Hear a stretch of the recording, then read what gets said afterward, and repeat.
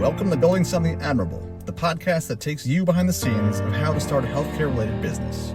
I'll share each step that we took to establish our now thriving practice at Meyer Medical, including our highs and lows, insider advice, and real-life lessons in every episode.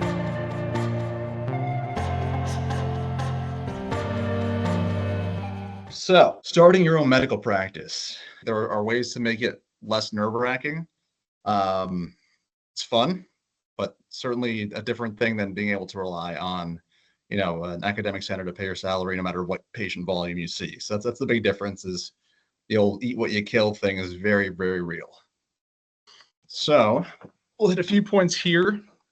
Go through some of the importance of brand and marketing and ways to have stable business income and all that stuff, HR considerations, and then other.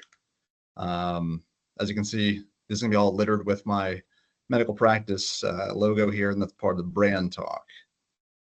So Meyer Medical was a dream I had started putting together, I think it was like the end of my third year residency. And that goes to the first point of brand here, which is it's going to feel super silly when you start making up a name and putting together a logo and all that stuff. And I didn't even put the original logo I had in here, but it was very rudimentary. But basically just find something that's unique to you that you can, say with a straight face, and then it gets less silly the more you say it.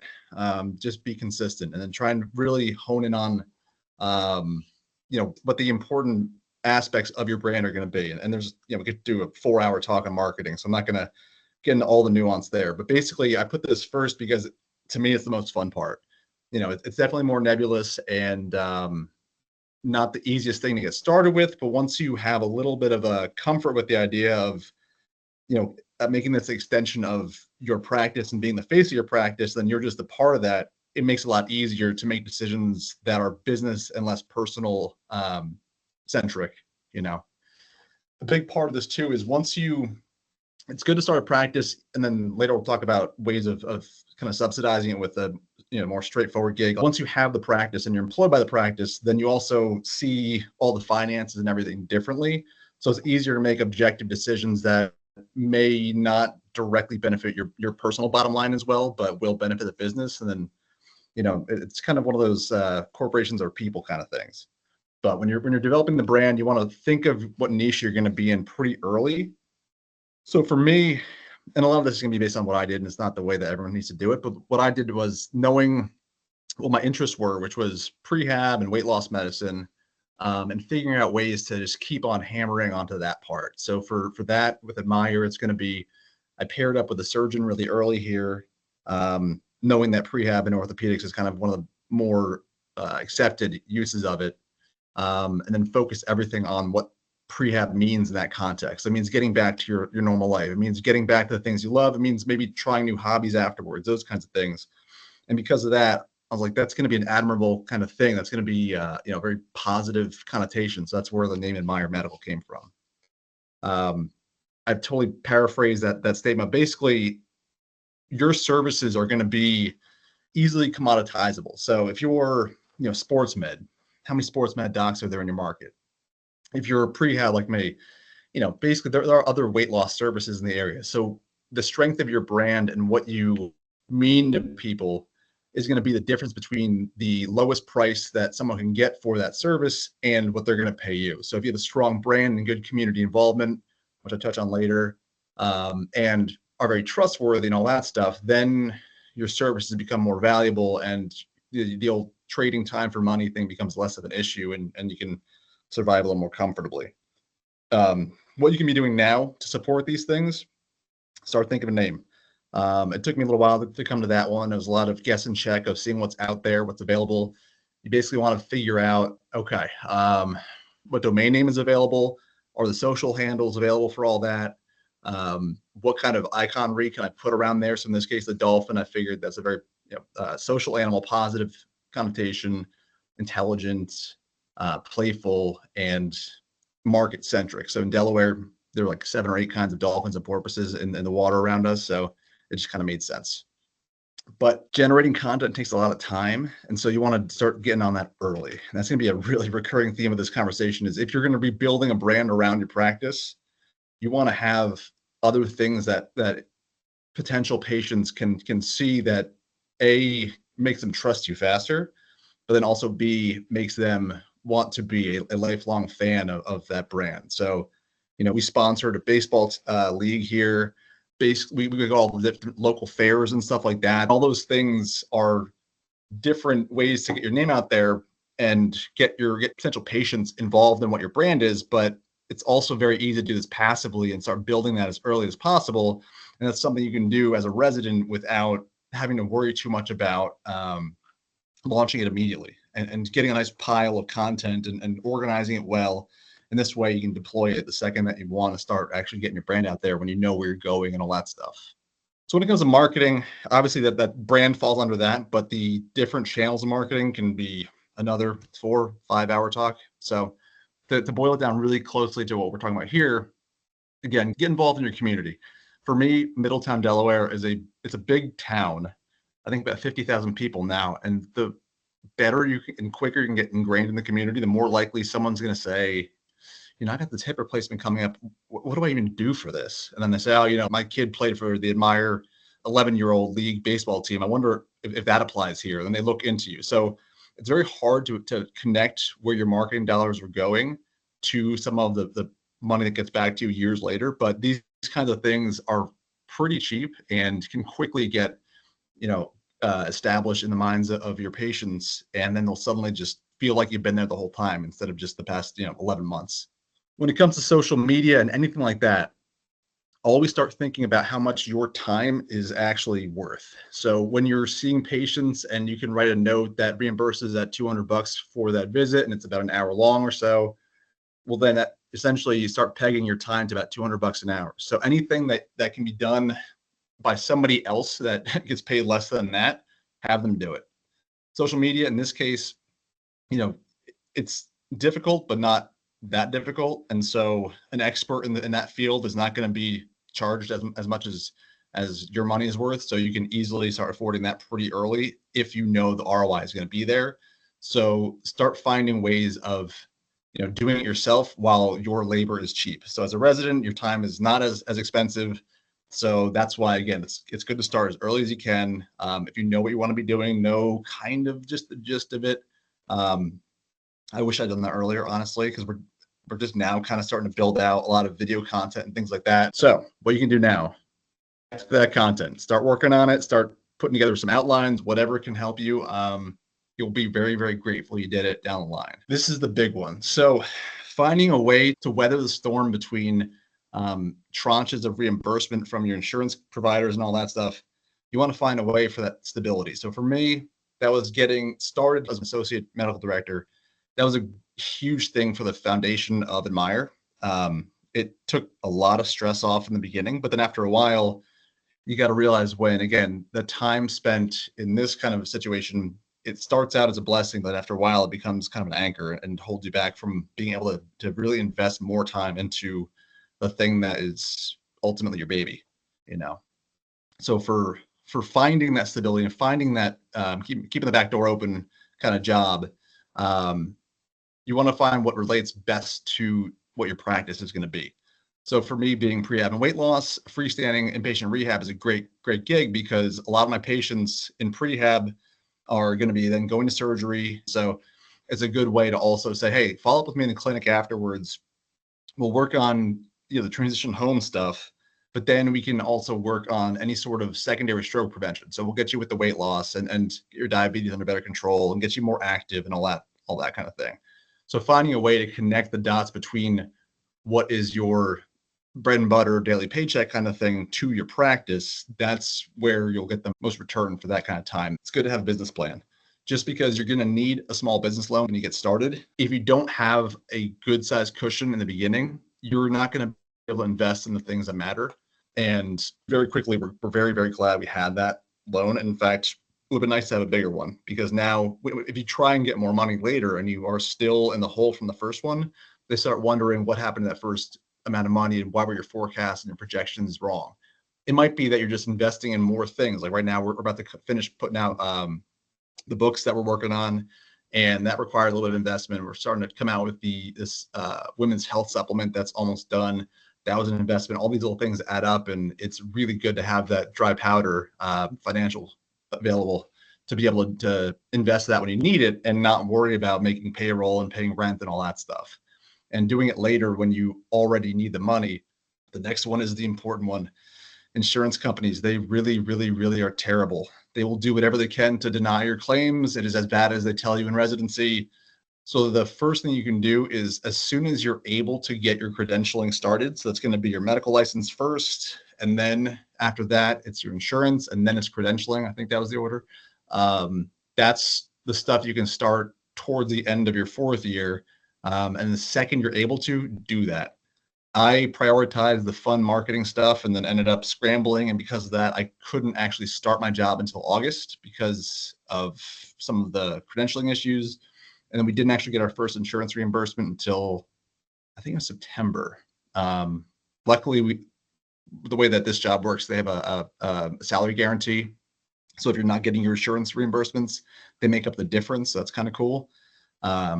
Not all jobs like this will have that kind of a benefit there. So include that in your job search criteria. That's a great way to have that stability and confidence to be able to do something on the side. But you also want your main gig to not take up so much time that you're always working in the business instead of on the business. You got to have time to actually build that practice. And if you're always in the office seeing inpatients here or something like that, you're not going to have the time to actually dedicate it towards your practice. And so you just have 2 jobs and not one.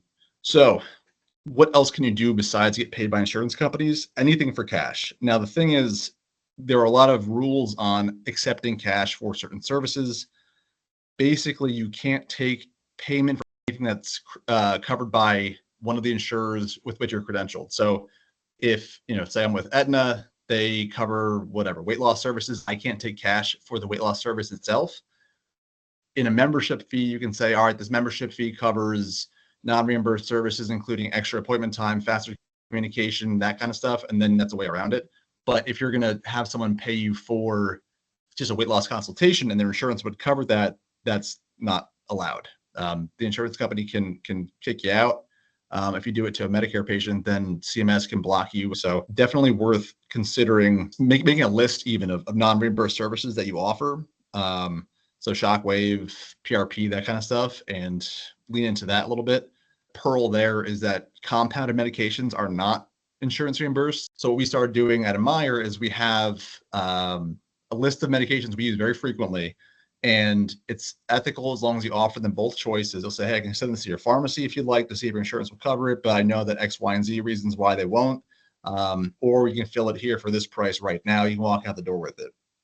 Usually, the convenience is a big selling point. We actually get semaglutide compounded, and a lot of patients come to us because we have it for a lower price than a lot of times their insurance will charge them, or other local clinics. So if you have a way of doing something cheaper than other people, then that's one way of kind of carving out your niche in that area. Other things too that you can charge cash for are those membership programs. We switched to an entirely membership-based model just because we spend an hour talking to our patients, and insurance companies don't pay well enough to do that. So that's the only other way to make it work. Luckily in our market, it's very common.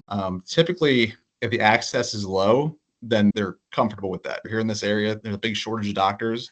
So folks are very used to that. And one lady we're working with, she pays $500 for a telehealth appointment for hormone replacement therapy. She never sees the person in person. She just logs in, pays them $500, gets her HRT. That's it. So it depends on the market, but there's a way to make it work everywhere. And that steady income on time instead of 2 months late and all that stuff really can make you breathe comfortably and sleep easier at night. The other stuff that you can work on too, of course, are the supplements and the content. So some of the content is monetizable. If you got a decent social media following, then you can do some sort of affiliate programs. You can directly monetize the social media following from Twitter or YouTube or whomever. They pay you a certain percentage for the number of viewers you have, whatever, or you can promote your own books and those kinds of things. But make it all on brand. If it looks like you're just Dr. Ozing your way through business here, then it'll catch up to you quickly and you'll lose a lot of credibility. So our books are about prehab. Our supplements are things to help people do physical activity and prehab. And the last thing you can do too is you can supplement your income with different administrative positions. So I put 2 websites down there. I haven't used them personally, but basically as a physician, you can be a collaborating physician for nurse practitioners or other independent practitioners who need an MD or DO to be able to be licensed for that business. You want to be able to not have to think about the finances 24/7. So having a stable income at the beginning is a great way of doing that. But cash flow is important. So I kind of lean towards having a stable inpatient gig or weekend coverage somewhere, something like that's a good way to do it without completely monopolizing your time. Get that credentialing done early and produce that content. Any questions so far? So I have two. First one is with the credentialing process, like getting your medical license, and so how early could you start that? And like, do you remember what the sequence of events was? I think I started it in March or April, but didn't complete it until, God, it must have been like almost May. But it starts with going to the state department website. So for me, it's the Delaware Department of Health or whatever. And just going under their professional licensing and following their steps. They don't require you to have graduate residency because that'd be ridiculous and impossible. But they, I believe, send you a letter that Helkowski has to sign or something like that, just to say you're in good standing and everything there. But I would just check out if you know where you're going. It was all out of my pocket, and I believe that the DEA license is like a couple grand, and your state medical license is less than that, but still a couple $100. The thing with the insurance company credentialing is get someone else to do that. Usually, most, if not all, building companies do that for a fee. It'll be somewhere between $250 an application to $750 usually. But just my second question was then, so it sounds like you're probably primarily billing for like E&M codes as far as just because you're not doing procedures, it sounds Right. like for the most part.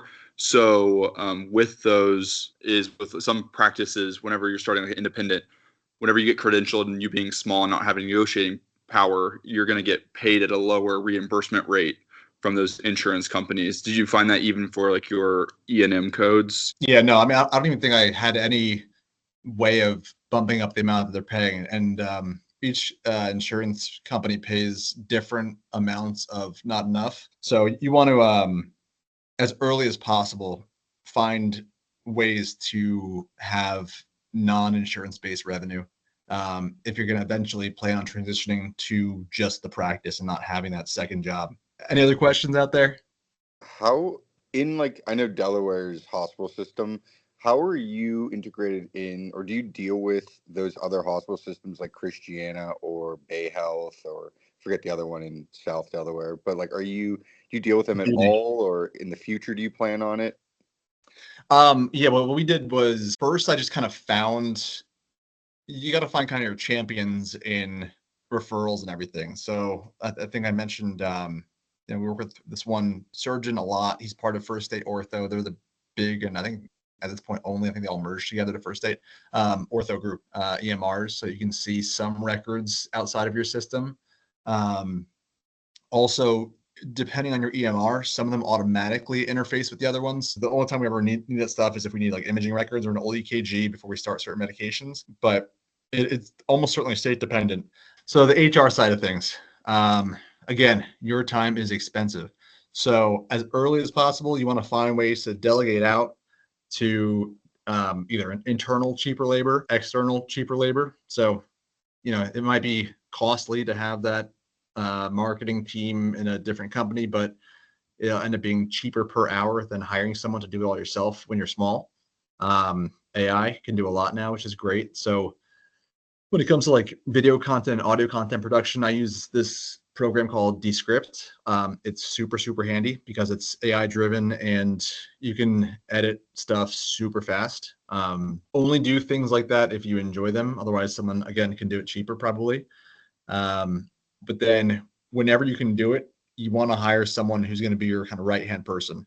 So for me, I was very fortunate. My sister was very qualified for it, and we worked together before, so I knew that we wouldn't kill each other. And sure enough, she's the only other person I know that would work the hours that I do right now. Hire family only if you know you can work with them.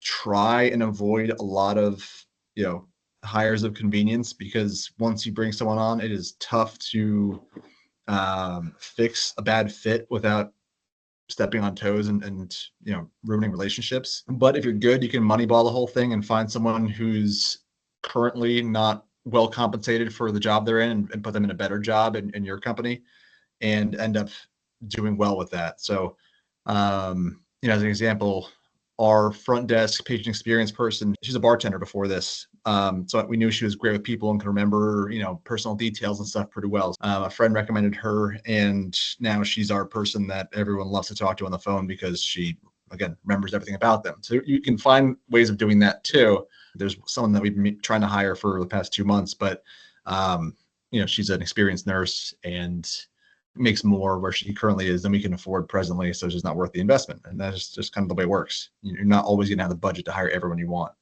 So what you can be doing now for this is kind of creep on your friends and family and don't let them know that you're scouting them out for a possible job, but see if someone has the chemistry with you to work long hours closely with them and has the skills for the job that you need. The quick story was that I didn't even plan on hiring my sister. She just lives in Maryland and was over for the day when I was freaking out about all the logistical things I had to worry about with the practice. And I was also about to take my boards last summer and all that stuff. And she was complaining about her job at the time too. And I was like, well, we worked together before and it worked fine. We lived together in college. Like, why don't we try this thing out too? And end up being the best. So first, and I should have said this right up front, have a hobby. Burnout is very, very serious when you're doing stuff like this. And I think I'm been more burned out in the past year at times than I was through all of residency. It is absolutely stressful, especially once you start bringing people on and trying to worry about payroll and you're worried about, if you don't make payroll, that's someone else's salary, not just your own mortgage on the line here. Things happen. People understand, but not when it comes to missing their payroll. So do whatever you can to keep their salaries coming regularly, and you got to do whatever you can to keep yourself sane. So have a hobby. If I can squeeze in at least one decompression moment in the day, that can keep you going for a long time. The next step or the next bullet point here is about kind of budgeting and how to conserve cash. So you don't want to overthink things. So the move fast and break things. You also don't want to be overly measured and worry too much about every nickel and dime and waste precious time and money on the decision itself. There's sometimes when you just got to take a leap and go for it. And we certainly have wasted some money on certain things, but in the end, the big picture of being where we are now and all that stuff, it was all worth it. You want to stay focused. The other thing that I think Hormozy mentioned was that entrepreneurship is not about taking the risks. It's about learning how to turn down good ideas because you want to just focus on one great idea. So there are so many different markets you can get into that are kind of related, and why not? It's a good way to, I don't leave money on the table kind of thing, but no, they're distractions from your end goal. After a while, you just got to say no to good opportunities. So just stay focused on the one that is truly the best one, and don't leapfrog, month to month between ideas because, oh, this one hasn't immediately taken off. It must be a bad idea. No, you might not have just given it enough time to actually take off. Just a little list of outside services you need to consider. We got a lawyer very early. It just happened to be one of the most expensive healthcare lawyers in the state. So we only use them for what we have to. And then we have a much less expensive lawyer in Maryland that my sister knew. Her firm is, our go-to for basic contract stuff and things like that. Don't waste your time doing your taxes. It's easy when you're a resident. It's hard when you're a small business owner and have, your small business and LLC with an S corp filing, and you have your own income, and your spouse also has a separate job to pay up for the good CPA firm. Same with the marketing team. You can do it yourself probably, but unless you really enjoy it and have the time to do it, don't waste your time. Payroll, no one does it themselves. I think everyone uses either ADP or Paychex. I use ADP. Not perfect, but they're pretty good. You can do all your 401ks and payroll and employee health insurance, that kind of stuff through them. And then for your own malpractice and small business and all that, have a good insurance broker. I've got good life insurance, malpractice insurance, and small business insurance for that too. I'd of course be remiss if I didn't mention one of the 2 books we have coming out. This is the patient version of the pre-ed textbook we have coming out. They're both just finishing my editing, going to the professional editors now, so they'll be out pretty soon. That QR code takes you to a little sign up if you wanted to get on the list so we can let you know when it's coming out. Stay tuned for more insider advice on building something admirable. Don't forget to like, share, and subscribe below.